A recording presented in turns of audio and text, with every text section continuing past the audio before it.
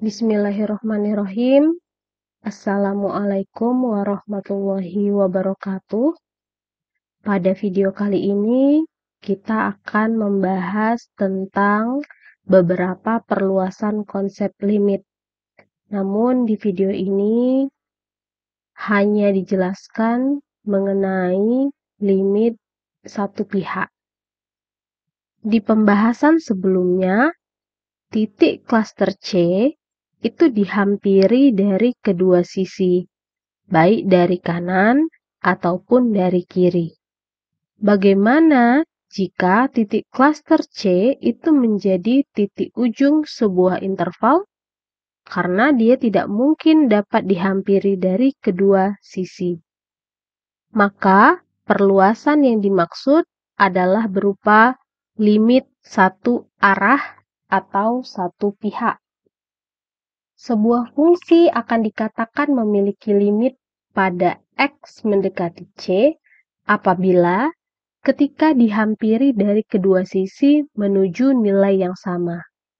Nah, ini adalah gambar dari konsep limit yang sudah pernah kita pelajari. Ketika ini adalah sebuah interval dan titik C adalah titik klasternya, maka kita menghitung nilai limit fungsi ini dengan melihat nilai fungsinya ketika X mendekati C baik dari kanan ataupun dari kiri. Dan ternyata nilai fungsinya juga mendekati nilai yang sama. Kadang-kadang dapat kita temukan fungsi yang tidak dapat dihitung nilai limitnya di titik C. Namun, nilai limitnya itu ada ketika fungsi tersebut dibatasi pada sebuah interval di satu sisi atau satu pihak saja dari titik klasternya. Ini adalah gambaran sederhana ketika sebuah fungsi f(x) tidak memiliki limit di titik C. Namun, ketika kita membatasi intervalnya dari kanan saja, maka fungsi ini memiliki limit yaitu M. Ketika kita batasi di kiri saja, maka fungsi ini memiliki nilai limit L. Contohnya adalah fungsi signum. Nah, fungsi signum itu didefinisikan sebagai 1 ketika X-nya lebih dari 0. Yang kedua, dia 0 ketika X-nya sama dengan 0. Dan yang ketiga, min 1 ketika X-nya kurang dari 0. Ini adalah gambar dari fungsi signum. Dari gambar terlihat ini sebenarnya selang terbuka, ini juga terbuka, di sini tertutup. Dari gambar kita dapat melihat bahwa fungsi signum itu tidak memiliki limit di titik C sama dengan 0. Kenapa hal itu terjadi? Karena ketika 0 ini didekati dari kanan ataupun dari kiri, itu tidak memiliki nilai yang sama. Namun, jika fungsi signum ini dibatasi pada interval sebelah kanan, yaitu dari 0 sampai tak hingga, artinya ini kita batasi dari sini ke tak hingga, maka limitnya di titik C sama dengan 0 itu adalah 1. Hal yang sama juga terjadi ketika fungsi signum itu dibatasi pada interval yang di sebelah kiri atau dari negatif tak hingga sampai 0. Berarti dari sini sampai min tak hingga. Untuk menghitung nilai limit di titik C sama dengan 0, ini adalah min 1. Kondisi-kondisi ini atau limit seperti ini disebut dengan limit sepihak. Setelah kita memahami contoh dari limit sepihak atau limit kanan dan limit kiri, sekarang kita akan memahami bunyi dari definisi 4.3.1 tentang limit kanan dan limit kiri. Misal, A subset dari real dan fungsi f memetakan A ke real.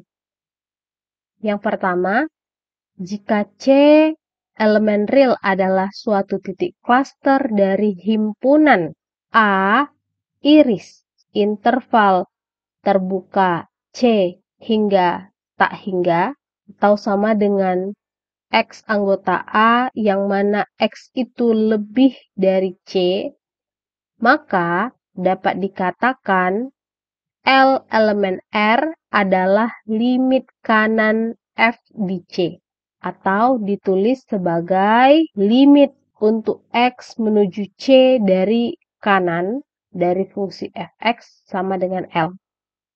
Jika untuk setiap epsilon yang lebih dari 0 akan terdapat delta, yang mana delta ini bergantung pada epsilon dan juga lebih dari 0, sedemikian sehingga untuk semua X elemen A di mana X kurang C itu lebih dari 0 dan kurang dari delta, maka berlaku mutlak fx kurang L kurang dari epsilon. Perhatikan perbedaan definisi limit kanan ini dengan definisi limit yang sudah kita pelajari. Pada definisi limit kanan fungsi f ini terdapat himpunan yang memperlihatkan C adalah titik ujung dari interval tersebut. Dan X yang dipilih haruslah lebih dari C. Kemudian perbedaan selanjutnya adalah penulisan limitnya. Ada tanda positif di atas C yang memperlihatkan bahwa C ini didekati dari kanan. Bentuk formalnya, perbedaannya ada di sebelah sini. Kalau di limit biasa itu menggunakan mutlak. Sedangkan karena di sini X itu mendekati C dari sebelah kanan, maka dinyatakan X kurang C. Ini untuk limit kanan. Sedangkan limit kiri sama, hanya saja bedanya adalah himpunan A iris dengan interval terbuka dari negatif tak hingga sampai C. Atau himpunan X anggota A yang mana X itu kurang dari C. Karena C menjadi titik ujung di sebelah kanan sehingga hanya bisa didekati dari kiri.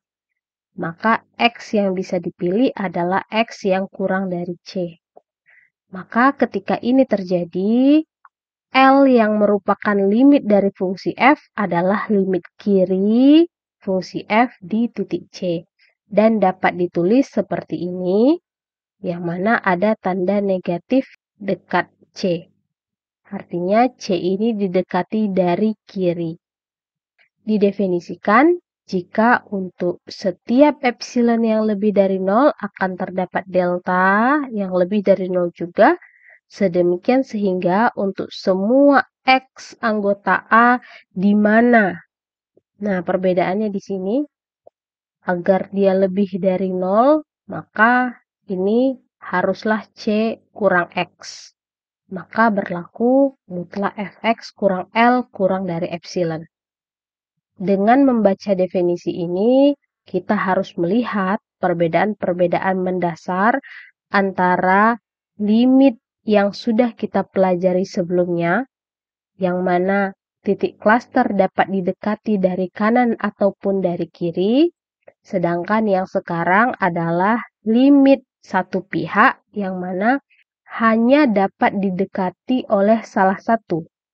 Apakah bisa didekati dari kanan saja ataupun dari kiri saja. Selanjutnya, teorema 4.3.2. Teorema ini mirip seperti teorema 4.1.8 yang sudah pernah dibahas sebelumnya. Hanya saja ini memperlihatkan pernyataan yang ekivalen berdasarkan limit pihak kanan. Sedangkan limit pihak kiri tidak ditampilkan, namun pembaca harus memastikan bahwa mengetahui ketika ini diganti jadi negatif atau dari kiri, maka yang berubah adalah ini. Maka xn-nya harus kurang dari C untuk limit pihak kiri. Untuk pembuktiannya dijadikan tugas. Teorema 4.3.3.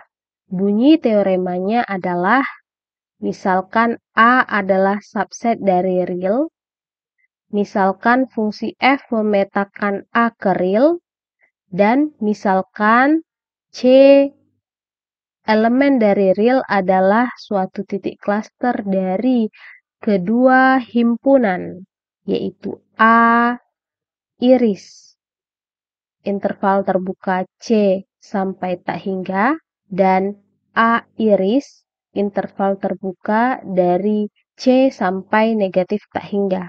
Maka limit F untuk X mendekati C itu sama dengan L jika dan hanya jika limit kanan dan limit kirinya bernilai sama, yaitu sama dengan L.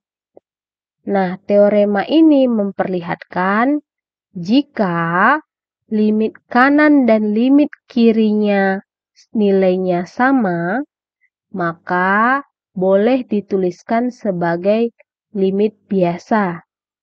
Ataupun sebaliknya, jika kita sudah tahu nilai limitnya, maka pastilah limit kanan dan limit kirinya sama. Teorema ini mengimplikasikan suatu hal, yaitu ketika nilai limit kanan dan limit kiri dari sebuah fungsi f tidak sama, maka nilai limit fungsi f di titik C itu tidak dapat ditentukan.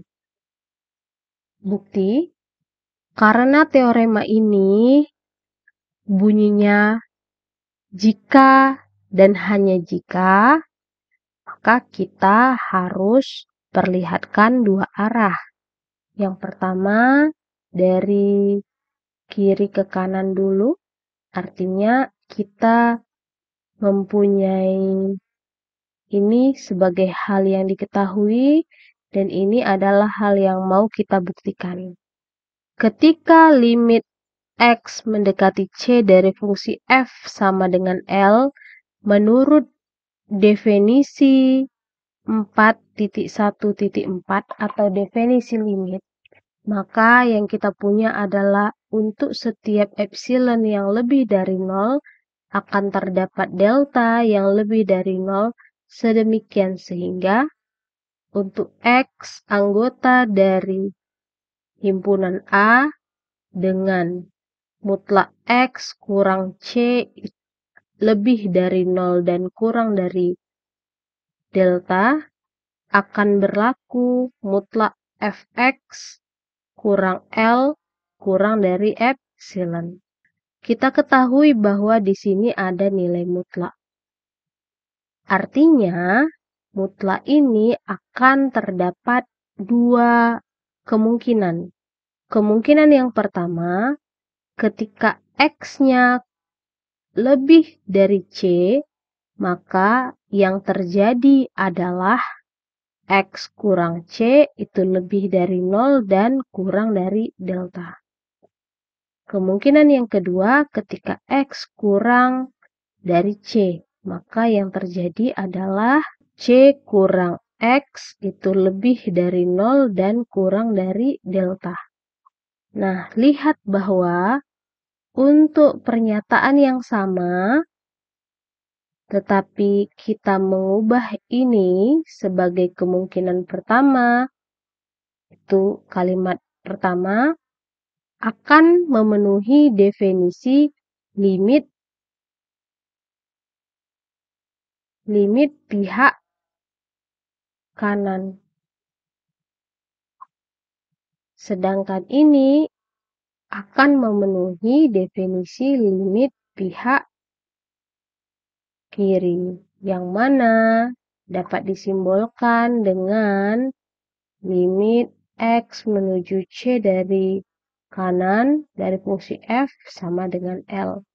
Sedangkan ini limit X menuju C dari pihak kiri dari fungsi f sama dengan L. Sedangkan dari kiri ke kanan artinya ini sebagai hal yang diketahui, maka kita akan punya dua definisi. Yang pertama, untuk limit X menuju C dari kanan dari fungsi f sama dengan L, berdasarkan definisi 431, kita punya bahwa untuk setiap epsilon yang lebih dari 0 akan terdapat delta, yang mana deltanya berpengaruh terhadap epsilon dan lebih dari 0. Sedemikian sehingga untuk X anggota A yang beririsan dengan selang terbuka dari C sampai tak hingga, yang mana memenuhi X kurang C itu lebih dari 0 dan kurang dari delta, akan menjadikan mutlak Fx kurang L kurang dari epsilon. Nah, sedangkan hal yang sama juga terjadi ketika limit X mendekati C dari kiri, dari fungsi f itu sama dengan L, maka kalimatnya sesuai dengan definisi 4.3.1 sama, hanya saja perbedaannya ada di sini, yang mana intervalnya adalah dari C sampai min tak hingga, dan ini akan menjadi C dikurang X lebih dari 0 dan kurang dari delta. Nah, ketika kedua hal itu terjadi, maka kita dapat simpulkan bahwa mutlak X kurang C kurang dari delta atau lebih dari 0. Artinya, dua definisi yang dapat kita gabung itu memenuhi definisi 4.1.4, yaitu definisi limit, sehingga dapat kita simpulkan bahwa limit fungsi f dengan x-nya menuju C itu sama dengan L. Sudah terbukti untuk dua arah. Sekarang mari kita bahas contoh 4.3.4. Terdapat 3 contoh yang memperlihatkan sebuah fungsi yang tidak punya nilai limit di titik C, hanya saja limit kanan dan limit kirinya ada. Tetapi limit kanan dan limit kirinya nilainya berbeda. Yang pertama adalah fungsi yang sudah kita bahas di awal, yaitu fungsi signum. Ini selang terbuka, ini tertutup, ini terbuka. Nah, fungsi signum ini tidak memiliki limit di C sama dengan 0. Namun, fungsi signum memiliki limit untuk X menuju 0 dari kanan, yaitu kalau dari kanan berarti yang ini. Karena kita lihat ke sini ternyata semuanya mengarah ke 1. Berarti ini 1. Sedangkan limit fungsi f ini untuk X-nya menuju 0 dari kiri. Nah, ketika X-nya kita tarik dari kiri menuju C sama dengan 0, ternyata nilai fungsinya adalah semua mendekati min 1. Sehingga ini nilai limitnya adalah min 1. Tetapi limit untuk X menuju 0 dari fungsi f itu tidak ada. Yang B, misalkan ada fungsi Gx yang didefinisikan sebagai E pangkat 1/x dengan x-nya tidak sama dengan 0. Karena ketika x sama dengan 0 tidak terdefinisi. Nah, ternyata dari grafik yang ada atau gambar yang ada, kita dapat melihat bahwa limit untuk x menuju 0 dari fungsi g itu tidak ada. Hanya saja limit dari kanan, nah kalau dari kanan ini 0, berarti kita mau lihat ke sini, ternyata fungsinya itu mengarah ke sini. Nah, semakin x-nya mendekati 0, ternyata nilai fungsinya semakin tidak dapat kita tentukan atau semakin besar nilainya. Sehingga di real itu dia tidak terdefinisi. Sedangkan limit x menuju 0 dari kiri dari fungsi si g, maka kita lihat. Ternyata kalau dari kiri x-nya, fungsi ini lama-lama mendekat ke 0. Contoh yang ketiga, terdapat fungsi hx yang didefinisikan sebagai 1/e pangkat 1/x ditambah 1 dengan x-nya tidak sama dengan 0. Nah, kalau kita lihat untuk limit x menuju 0 dari fungsi h itu tidak ada. Kenapa tidak ada? Ini 0. Ternyata dari kanan sama dari kiri itu nilainya tidak sama. Nah, ketika hal itu terjadi, maka limitnya di titik 0 itu tidak ada. Namun, kita bisa periksa dari kanan ataupun dari kiri. Ternyata untuk x-nya menuju 0 dari kanan, berdasarkan grafik, kalau dari kanan berarti dari sini x-nya mendekat ke 0 ya. Nah, ternyata nilai fungsinya itu mendekat ke 0. Ini sama dengan 0. Ini dari fungsi h ya, itu sama dengan 0. Sedangkan kita mau lihat yang kedua adalah fungsi x, limit fungsi h itu didekati dari kiri. Nah, kalau dari kiri berarti x-nya berjalan dari kiri ke 0. Ternyata fungsinya itu mendekat ke nih 1. Berarti ini 1. Nah, ini adalah penjelasan dari limit sepihak, baik pihak kanan ataupun pihak kiri. Mudah-mudahan kita semua dapat memahami maknanya. Sekian untuk video penjelasan limit satu pihak. Terima kasih dan semoga bermanfaat. Assalamualaikum warahmatullahi wabarakatuh.